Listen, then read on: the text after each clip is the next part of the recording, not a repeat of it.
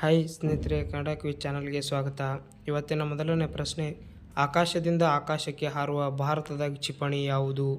Options A ಅಗ್ನಿ, options B ಅಸ್ತ್ರ, C ತ್ರಿಶೂಲ, D Rudra.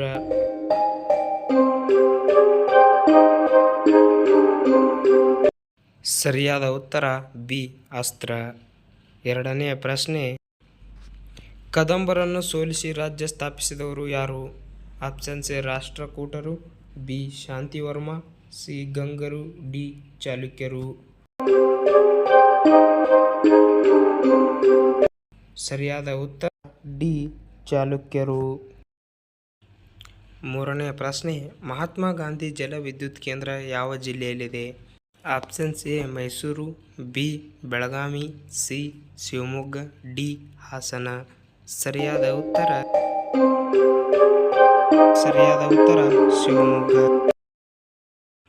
ನಾಲ್ಕನೇ ಪ್ರಶ್ನೆ, ಬಂಗಾಳದ ವಿಭಜನೆಯು ಯಾವ ವರ್ಷದಲ್ಲಿ ನಡೆಯಿತು? Options A 1905, B 1904, C 1906, D 1907.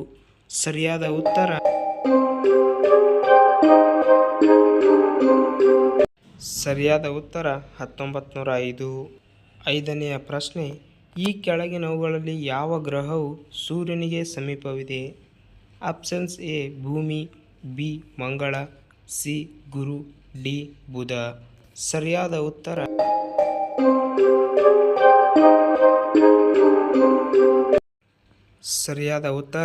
D ಬುಧ ಗ್ರಹ. ಇದು ಸೂರ್ಯನಿಗೆ ಸಮೀಪವಿರುವ ಗ್ರಹವಾಗಿದೆ.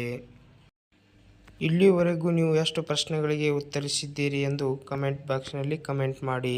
ಇನ್ನೂ ನಮ್ಮ ಹೆಚ್ಚಿನ ವಿಡಿಯೋಗಳಿಗಾಗಿ ನಮ್ಮ ಚಾನಲನ್ನು ಲೈಕ್ ಮಾಡಿ, ಶೇರ್ ಮಾಡಿ, ಸಬ್ಸ್ಕ್ರೈಬ್ ಮಾಡಿಕೊಳ್ಳಿ. ಧನ್ಯವಾದಗಳು.